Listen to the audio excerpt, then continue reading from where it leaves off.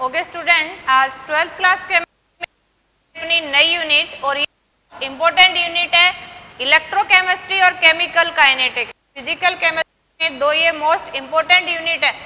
आज हम स्टडी करेंगे केमिकल काइनेटिक्स। नई यूनिट अपनी स्टार्ट करने जा रहे हैं हम, देखो, और बड़ी मजेदार और इंटरेस्टिंग और इम्पोर्टेंट भी है ये यूनिट। किसी भी कंपटीशंस की बात करें, अपने बोर्ड एग्जाम की बात करें, दोनों ही पॉइंट ऑफ व्यू से मोस्ट इम्पोर्टेंट यूनिट है। अब इससे रिलेटेड अगर देखो हम बात करें तो थोड़ा में स्टडी करते हैं। अगर काइनेटिक्स को स्टडी करें तो उससे पहले थोड़ा सा अगर बात करें हम, तो हमने थर्मोडायनेमिक्स पढ़ते हैं +1 क्लास में। थर्मोडायनेमिक्स हमें क्या बताता है कि किसी रिएक्शंस की फिजिबिलिटी बता रहता है थर्मोडायनेमिक्स डाटा के बेसिस पे।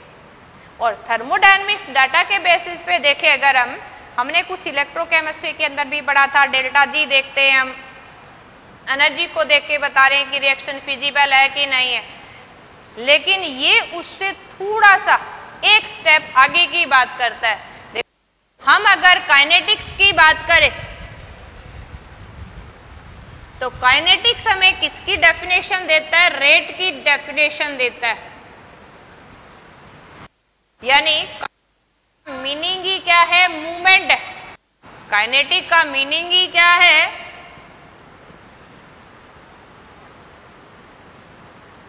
मूवमेंट। तो इसी से रिलेटेड थर्मोडायनेमिक्स ने हमें फिजिबिलिटी तो रिएक्शन की बताई।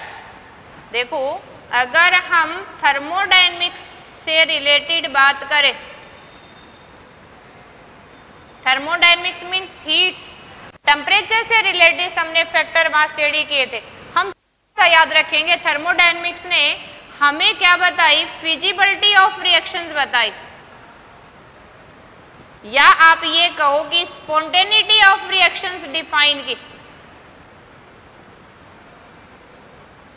यानी रिएक्शंस पॉसिबल होगी कि नहीं होगी। और इसमें एक चीज देखते थे हम, क्या नोट आउट की थी हमने, ये उसमें इलेक्ट्रोकेमिस्ट्री में भी रिवाइज किया था कि डेल्टा जी क्या होनी चाहिए? आपकी नेगेटिव होनी चाहिए। अगर डेल्टा जी क्या है आपकी? गिव्स फ्री एनर्जी, है ना? तो गिव्स फ्री एनर्जी क्या होनी चाहिए? नेगेटिव। किसी भी रिएक्शंस के लिए अगर गिव्स एनर्जी नेगेटिव है तो वो रिएक्शन नेचर में पॉसिबल है, फिजिबल है, और वो spontaneous means on self nature के अंदर कैरिड आउट हो रही है। लेकिन इस थर्मोडायनेमिक्स ने हमें ये तो बता दिया कि ये रिएक्शन होगी या नहीं होगी, लेकिन कितने टाइम में कंप्लीट होगी, किस तरह से कंप्लीट होगी, ये सब डेफिनेशन हमें थर्मोडायनेमिक्स ने नहीं दी। और उन्हीं को पूरा करने के लिए हम अपने नेक्स्ट यूनिट काइनेटिक्स के अंदर स्टडी करेंगे। तो देखो, अगर इसी से हम देखें, थर्मोडायनेमिक्स में फिजिबिलिटी, स्पॉन्टेनिटी बताती है। ये मैं ये कह सकती है कि अगर आपके पास ग्रेफाइट है तो ग्रेफाइट से आप डायमंड के अंदर कन्वर्ट कर सकते हो, क्योंकि हमें पता है कि डायमंड्स के अंदर टाइटली पैकिंग बॉन्डिंग है, उसकी स्टेबिलिटी ज्यादा है बजाय कि ग्रेफाइट से। अब इस केस में यहां रिएक्शंस की अगर देखें तो डेल्टा जी क्या मिलती है? हमें नेगेटिव मिल रही है। दैट मीन्स ये रिएक्शंस नेचर में पॉसिबल है, लेकिन ये रिएक्शन कंप्लीट होने में थाउजेंड्स ऑफ ईयर लगा देती है। लेकिन हम ये बात करें कि अपनी लाइफ से देखो, ह्यूमन चलते थे और आज बहुत सारी बीमारी, एक्सीडेंट को लेके हम एवरेज 60-70 तक मानते हैं, तो 60-70 साल में तो कंप्लीट होगी नहीं। और ये हमें कौन बताएगा? काइनेटिक्स बताएगी। थर्मोडायनेमिक्स तो ये कह रहा है कि ग्रेफाइट से आप डायमंड बना सकते हो, क्योंकि इसकी डेल्टा जी नेगेटिव है, इसलिए रिएक्शन तो पॉसिबल है।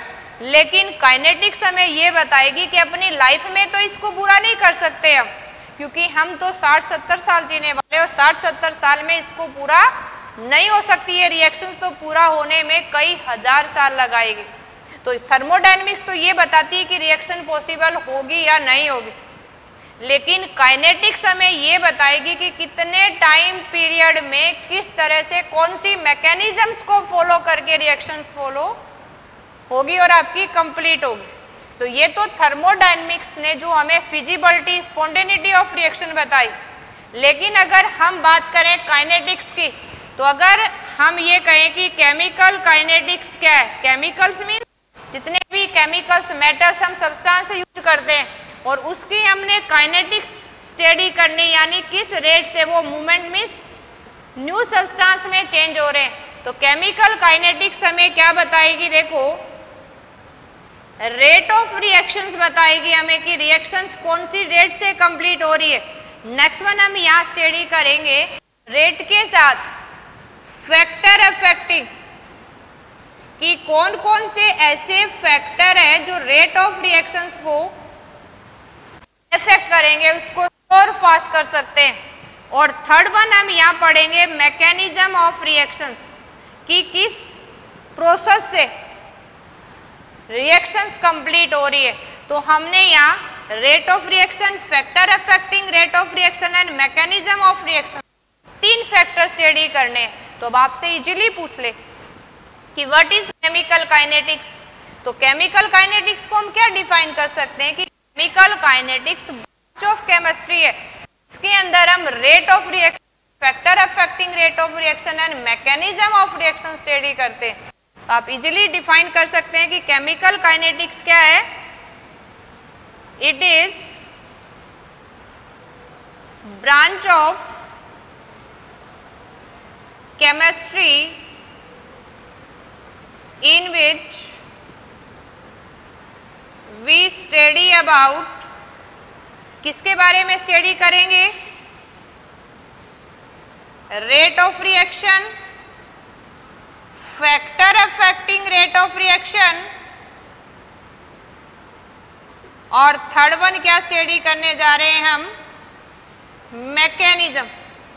देखो या केमिकल का सबसे इंपॉर्टेंट टॉपिक है वो रेट ऑफ रिएक्शन है, जिसको हम डिटेल से पढ़ेंगे। इलेक्ट्रोकेमिस्ट्री को पढ़ा था ऐसे हम इसको 3 पार्ट्स में डिवाइड करके पढ़ेंगे। हम केमिकल काइनेटिक्स मींस पता होना चाहिए, काइनेटिक्स होता है, ये हमें रेट ऑफ रिएक्शन बताएगा, ये हमें कौन से फैक्टर चेंज करने से रेट को कम ज्यादा कर सकते हैं, और मैकेनिज्म किस पाथ से रिएक्शंस कंप्लीट हो रही है, कौन कौन से इंटरमीडिएट बन रहे हैं ना, कुछ हमने ऑर्गेनिक्स में मैकेनिज्म पढ़ी थी कि बीच में क्या पड़ता है, तो इसी वे से हम इसको कंप्लीट करेंगे कि मैकेनिज्म क्या, यहाँ इनऑर्गेनिक रिएक्शंस को स्टडी करने। तो यहाँ अगर एक वर्ड यूज करें हम, देखो रेट, रेट आपको पता होना चाहिए कि पर यूनिट टाइम कितना चेंज आ रहा है, उसी को क्या बोल रहे हैं हम, रेट। और काइनेटिक्स का मीनिंग मूवमेंट है, तो पर यूनिट टाइम में कितना केमिकल चेंज हो रहा है उसी को क्या बोलेंगे, रेट ऑफ रिएक्शंस। रेट का मीनिंग क्या होगा, चेंज इन केमिकल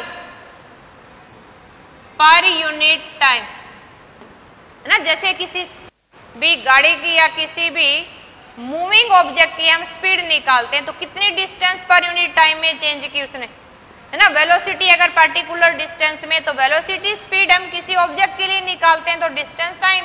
यहाँ हम किसी केमिकल की कर रहे हैं कि कितना चेंज इन केमिकल हुआ पर यूनिट टाइम के अंदर, तो वो क्या हो जाएगी, उसकी रेट हो जाएगी। अब रेट के बेसिस पे देखो हम रेट ऑफ रिएक्शंस पढ़ने से पहले थोड़ा सा हम स्टडी कर लेते हैं कि टाइप ऑफ रिएक्शंस कौन सी होंगी according to rate of reactions. Okay, देखो आगे शायद आपको काइनेटिक्स की डेफिनेशन अच्छे से समझ में आ गई होगी, और रेट ऑफ रिएक्शन स्टडी करने से पहले मैं आपको थोड़ा सा टाइप ऑफ रिएक्शंस के बारे में भी डिस्कस कर लेते हैं, और टाइप ऑफ रिएक्शंस करेंगे according to rate of reactions. तो अगर हम बात करें अभी type of reactions according to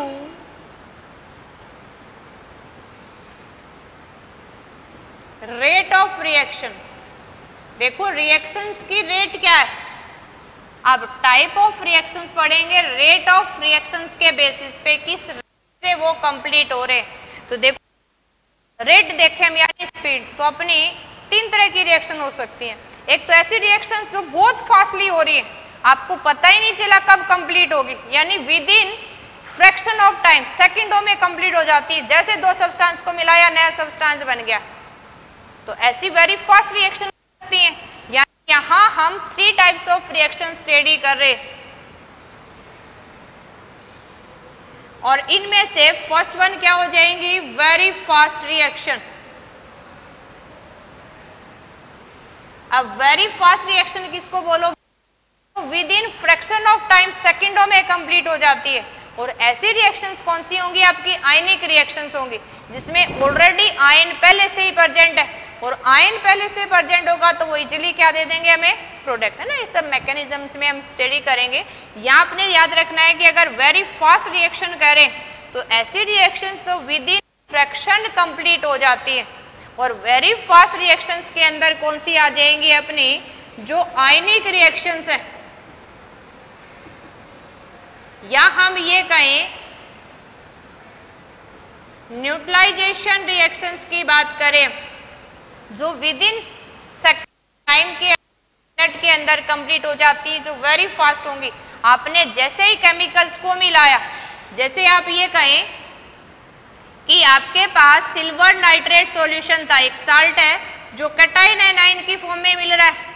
इस कंटेनर के अंदर जो आपने सिल्वर नाइट्रेट डाल रखा है, इसी के अंदर जैसे ही आप एक कंटेनर के अंदर, मान लो आपके पास अभी यहाँ सिंपल आप यही लेके चलो कि हमारे पास सोडियम आयोडाइड था जी, और दोनों को आपने जैसे ही मिक्सअप करेंगे, देखते देखते जैसे ही मिक्सअप करेंगे, आपको सिल्वर आयोडाइड और सोडियम नाइट्रेट बन जाएगा। पहचानेंगे कैसे, आपको सिल्वर आयोडाइड के ये येलो पीपीटी मिल जाते हैं। क्या मिल जाते हैं, येलो पीपीटी। तो जैसे आपने दो सॉल्यूशन को मिलाया, जस्ट मिक्सअप होते ही आपकी रिएक्शन क्या होगी, कंप्लीट। तो ऐसी रिएक्शन को क्या कहेंगे, वेरी फास्ट रिएक्शन, जो बहुत जल्दी पूरी होगी, आपको दिखाई नहीं दी कब पूरी होगी। एक second one type of reactions अगर हम स्टडी करेंगे, ये रिएक्शन होंगी वेरी स्लो रिएक्शंस, यानी जो रिएक्शंस वो धीरे धीरे हो रही है, आपको पता ही नहीं रिएक्शन हो रही है कि नहीं हो रही है। जैसे हमने डायमंड ग्रेफाइट वाला एग्जांपल लिया कि हमारी लाइफ ही कंप्लीट होगी, हमें पता ही नहीं चला रिएक्शन है कि, यानी अपनी विद इन लाइफ के अंदर पॉसिबल ही नहीं है ऐसी रिएक्शंस। या हम एग्जांपल लेके देखें तो हमें सबने देखा है रस्टिंग को, ऐसी रिएक्शन जो कंप्लीट होने में मंथ या ईयर ले लेती है। एक किसी आयरन ऑब्जेक्ट को जंग लगने में उसको 2-3 हफ्ते या महीने लग जाते, फिर आपको ऑब्जर्व होगा कि उस आयरन ऑब्जेक्ट के ऊपर ब्राउन लेयर बननी स्टार्ट हो गई है। तो ऐसी रिएक्शंस को हम क्या बोलते हैं कि वेरी स्लो रिएक्शंस है। अब देखो बहुत फास्ट रिएक्शन है या बहुत स्लो रिएक्शन है, ये तो फ्रैक्शन ऑफ टाइम में कंप्लीट होगी, तो भी इसके रेट को हम स्टडी नहीं कर सकते। और ऐसी रिएक्शन जो कई महीने साल लगा देती है कंप्लीट होने में, तो उसकी रिएक्शंस की रेट फाइंड आउट करना भी हमारे लिए कोई वैल्यू वाली बात नहीं। तो इसलिए हम यहाँ जो स्टडी करेंगे मेनली, और मैक्सिमम रिएक्शन जिस रेट फॉलो होती हैं, उस रिएक्शंस को हम बोलते हैं मॉडरेट रेट रिएक्शन। और यही रिएक्शंस हमने स्टडी करनी है। और अगर हम नेचर में देखें तो मैक्सिमम अपनी रिएक्शंस मॉडरेट रेट से ही कंप्लीट हो रही होती है। और हमने मॉडरेट रेट ऑफ रिएक्शंस की ही रेट मैकेनिज्म स्टडी करनी है। तो जनरली ये रिएक्शंस हम देखें तो मॉडरेट रेट में एग्जांपल देखें, जैसे हम डिकम्पोजिशन रिएक्शंस को, जिसमें हम उसको इजीली डाउन कर सकते हैं। जैसे आप ये कहें कि हमारे पास हाइड्रोजन पेरोक्साइड है, जिसको पर सेप्टिक की तरह यूज करते हैं को साफ करने के लिए ना। तो हाइड्रोजन पेरोक्साइड को जैसे ही सनलाइट में हम एक्सपोज कर देते हैं, तो आप देखेंगे कुछ टाइम के साथ ही वाटर और ऑक्सीजन में डिकम्पोज हो जाती है। यानी जो आपको हाइड्रोजन पेरोक्साइड का डिकम्पोजिशन है सनलाइट की प्रेजेंस में, या ये रिएक्शंस किसकी है, मॉडरेट रिएक्शंस है। या रिएक्शन पढ़ी थी आपने, किसी भी कार्बोक्सिलिक एसिड के अंदर अगर हम अल्कोहल ऐड कर दें, देखो हमने कार्बोक्सिलिक एसिड ले ली है अल्कोहल, और अगर इनको एसिड की प्रेजेंस में मिक्सअप करें तो हमें यहाँ मिलता है एस्टर अलोंग विद वाटर। तो जो ये रिएक्शन है फॉर्मेशन ऑफ एस्टर, ये एस्टरिफिकेशन रिएक्शन भी मॉडरेट रेट ऑफ रिएक्शंस है। तो कुछ ऐसी रिएक्शन हम स्टडी करें मॉडरेट रेट है जिसको हम कंसीडर कर सकते हैं ना, इतनी स्लो भी नहीं हो कि कई महीने लग जाए या अपनी पूरी लाइफ ही खत्म हो जाए, रिएक्शंस को हम कंप्लीट कंसीडर ही नहीं कर सके, या ऐसी जो हम प्लग झपकाए नहीं उससे पहले रिएक्शन पूरी हो गई है। तो ऐसी रिएक्शंस की तो रेट स्टडी करना पॉसिबल नहीं है, ये हमारे लिए कोई वैल्यूएबल नहीं है। तो हम मैक्सिमम जो रेट रिएक्शंस फॉलो कर रहे हैं मॉडरेट रेट ऑफ रिएक्शंस की बात करेंगे। देखो अब हम अपनी रेट ऑफ रिएक्शंस बात करते हैं कि रेट ऑफ रिएक्शंस क्या होती है, और इसमें मेनली हम मॉडरेट टाइप ऑफ रिएक्शंस को स्टडी करेंगे जो मॉडरेट रेट से कंप्लीट हो रही है।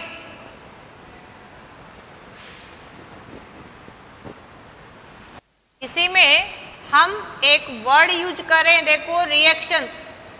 रिएक्शंस हमें पता है केमिकल प्रोसेस है जिसके अंदर कोई भी रिएक्टेंट चेंज इनटू प्रोडक्ट।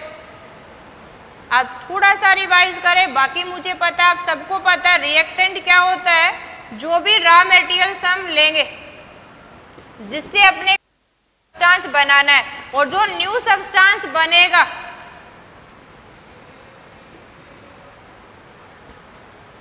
उसको हम क्या बोलते हैं, प्रोडक्ट। यहाँ बार बार हम रिएक्टेंट प्रोडक्ट ना लिखने की बजाय रिएक्टेंट को R से रिप्रेजेंट करेंगे और प्रोडक्ट को P से रिप्रेजेंट करेंगे। तो किसी रिएक्शंस को हम ऐसे भी लिख सकते हैं कि रिएक्टेंट चेंज इनटू प्रोडक्ट, एक से ज्यादा रिएक्टेंट भी हो सकते हैं और एक से ज्यादा प्रोडक्ट भी हो सकते हैं।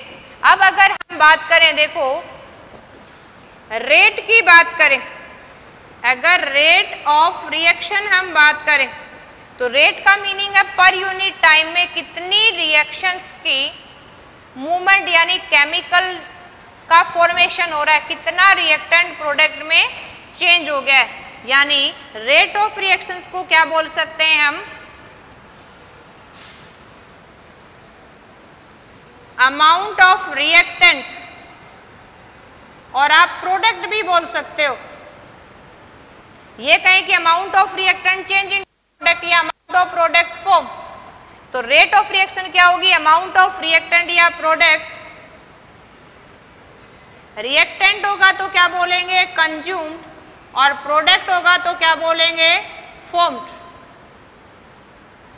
यानी अमाउंट ऑफ रिएक्टेंट कंज्यूम या फिर amount of product form in per unit time. Per unit time के अंदर कितना रिएक्टेंट कंज्यूम हो गया या कितना प्रोडक्ट बन गया, वही रेट ऑफ रिएक्शंस होगी। और रेट ऑफ रिएक्शंस को देखो यहां रिप्रेजेंट करने के लिए, यहां कोई भी रिएक्टेंट है तो अमाउंट जो हम लेते हैं वो कंसंट्रेशन में लेंगे, और कंसंट्रेशन को इंडिकेट करने के लिए स्क्वायर ब्रैकेट यूज करेंगे। अब इसको अपनी मैथमेटिकल प्रॉपर्टी में ले आते हैं, है ना, जैसे हमने राइट किया। अब सिंपली अगर इसी रिएक्शन के लिए आपने रेट ऑफ रिएक्शन राइट करना है तो कैसे राइट करोगे कि ये रिएक्टेंट चेंज इनटू प्रोडक्ट हो रहा था और आपने रेट राइट करनी है। तो हम ये मान के चलें कि जब रिएक्शंस आपने ली, जब टाइम आपका 0 था तो R थी वो आपकी इनिशियल कंसंट्रेशन थी। अब या इसको आप मान ले R1 थी, और जैसे ही आपका टाइम T1 हो गया, ये आपकी जो R कंसंट्रेशन थी वो क्या हो जाएगी, R2, है ना। स्क्वायर ब्रैकेट कंसंट्रेशन को रिप्रेजेंट करने के लिए यूज करते हैं। तो में रेट चेंज होगी, तो ये रेट ऑफ रिएक्शन राइट करने के लिए हम क्या राइट कर सकते हैं कि कितना अमाउंट चेंज हो गया, तो फाइनल में से इनिशियल करेंगे, यानी R2 माइनस R1 हो जाएगा आपका डिवाइड बाई T1 माइनस 0, तो आपका T हो गया, यानी कितना टाइम चेंज हो गया। तो सिंपली आप क्या लिख सकते हो, देखो यहाँ चेंज करें, अब कोई भी रिएक्टेंट है टाइम के साथ कंज्यूम होगा, तो ये डिफरेंस किस में आएगा, माइनस में आएगा। और इस माइनस को सोल्व आउट करने के लिए यहाँ हम माइनस साइन यूज करेंगे। देखो कैसे, अगर यहाँ आपने इनिशियल टाइम यहाँ 0 है, यहाँ मान लो आपका 5 मिनट के बाद रिएक्शन देखी हमने, जब इसकी कंसंट्रेशन 5 मोलर था ये, इसके बाद इसकी कंसंट्रेशन 3 मोलर रह गई है जब आपका टाइम 5 मिनट हो गई है। तो इसी फॉर्मूले में अगर पुटअप करके देखें हम, तो R2 माइनस करना है 3 माइनस 5 और क्या करेंगे 5 माइनस 0 टाइम, तो आपकी वैल्यू कितनी आ गई -2/5।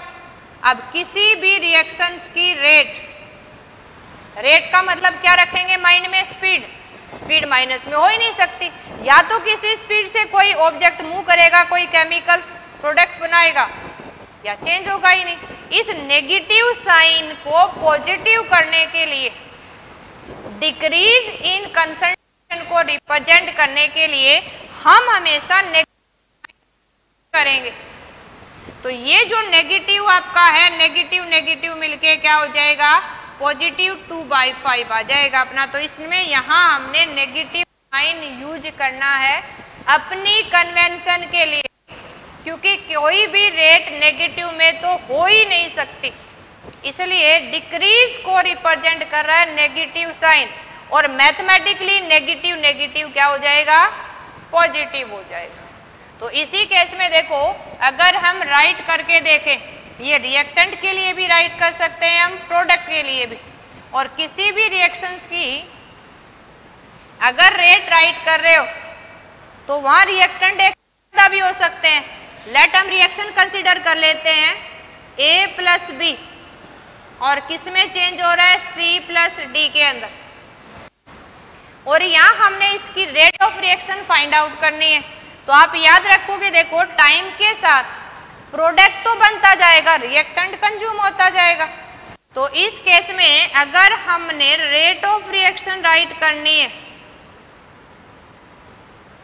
रेट ऑफ रिएक्शंस का मीनिंग है कि कितनी कंसंट्रेशन के साथ चेंज हो रही है, तो ये भी राइट कर सकते हैं। देखो चेंज के लिए हम डेल्टा वर्ड यूज करते हैं, change in concentration with change in time. ये कंसंट्रेशन रिएक्टेंट या प्रोडक्ट दोनों की हो सकती है। अगर ये हम केस राइट कर रहे हैं, आप रिएक्टेंट के लिए राइट करोगे तो आपने क्या करना है, या नेगेटिव साइन देना है और क्या लिखोगे, change in concentration of reactant with change in time. ये क्या हो जाएगी, उस रिएक्शन की रेट हो जाएगी। और अगर यही हम किसी भी प्रोडक्ट के लिए राइट करेंगे तो हमें पता है कि प्रोडक्ट की कंसंट्रेशन तो टाइम के साथ बढ़ती है, तो फाइनल माइनस इनिशियल करेंगे तो आएगी। तो यहाँ हमें इंक्रीज इन कंसंट्रेशन के लिए पॉजिटिव साइन यूज करें, या कुछ भी नहीं है तो पॉजिटिव तरह का, तो आपका फॉर्मूला क्या हो जाएगा, change in concentration of product with change in time. तो ये हमारे पास रेट ऑफ रिएक्शन ये फॉर्मूला राइट है कि कितनी चेंज हुई कंसंट्रेशन विद टाइम। अगर ये कंसंट्रेशन हम रिएक्टेंट की कंसीडर करेंगे तो नेगेटिव साइन यूज करेंगे। आपने इस चीज को नहीं भूलना है ना, भूलने वाली चीज भी नहीं है, क्योंकि किसी भी रिएक्टेंट नेगेटिव में हो ही नहीं सकती है। रेट होगी तो पॉजिटिव में होगी, या होगी नहीं, हो सकता है रिएक्शन ना हो तो स्टैटिक हो जाएगी वो। और प्रोडक्ट है तो क्या लिखेंगे, change in concentration of product with time. अब देखो इस रिएक्शन राइट करके देखते हैं। ये तो आपने हैज ए फॉर्मेट याद रखना है, कोई भी रिएक्शन आपको गिवन हो उसकी रेट राइट करनी है तो इजीली आप राइट अप कर सकते हैं। अब इस रिएक्शन राइट करते हैं, देखो जो ऊपर गिवन है, यहां हम अगर रेट राइट करेंगे तो क्या हो जाएगी, पहले ए के कंपेयर में राइट करेंगे तो क्या आएगी, यहाँ minus change in concentration of A with change in time. अब देखो अगर इसकी कंसंट्रेशन चेंज होगी तो इसकी भी होगी, तो किसी भी रिएक्टेंट हम निकाल सकते हैं। तो ये भी हो सकती है आपकी, देखो ये नेगेटिव साइन नहीं भूलना है आपने लगाना। ये क्या हो सकती है आपकी, change in concentration of be with change in time. अब जरूरी नहीं है कि हम रिएक्टेंट के केस में निकालें, प्रोडक्ट के केस में भी निकाल सकते हैं। तो यही कंसंट्रेशन आपकी ये भी हो सकती है। देखो rate of reaction equal to क्या होगी, change in concentration of C with change in time, और इसके बराबर भी हो सकती है change in concentration of D with change in time. T से रिप्रेजेंट कर ले हम, तो किसी भी रिएक्शंस की रेट हम राइट कर सकते हैं। देखो एक और लेके देखते हैं।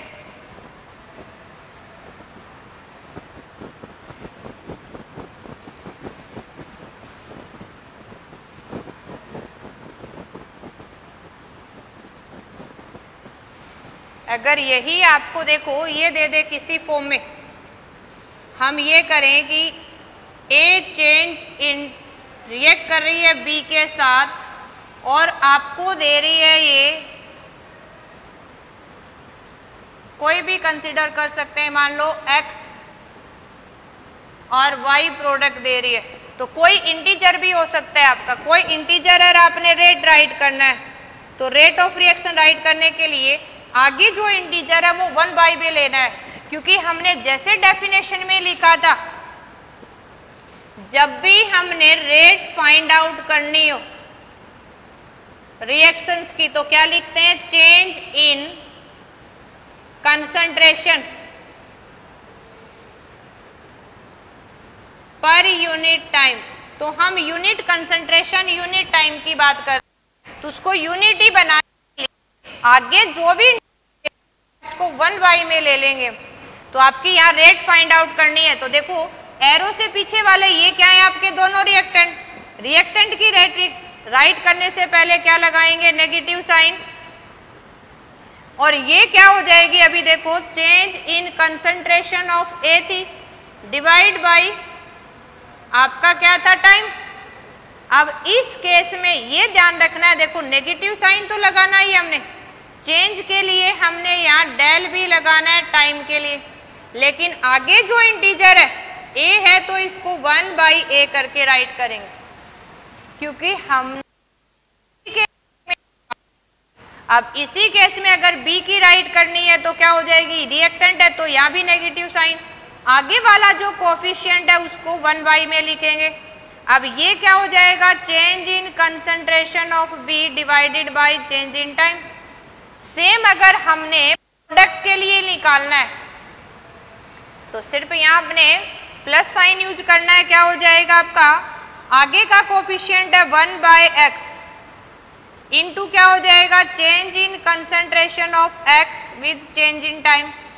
सेम अगर आपने निकालना है y के लिए तो 1/y इनटू क्या हो जाएगा आपका, change in concentration of y with change in time. तो इस तरह से आप किसी भी रिएक्शंस के लिए रेट एक्सप्रेशन राइट कर सकते हैं। ओके स्टूडेंट, नेक्स्ट हम इसमें एग्जाम्पल लेके टू द रिएक्शंस अपने नेक्स्ट वीडियो में स्टडी करेंगे। Okay, thank you.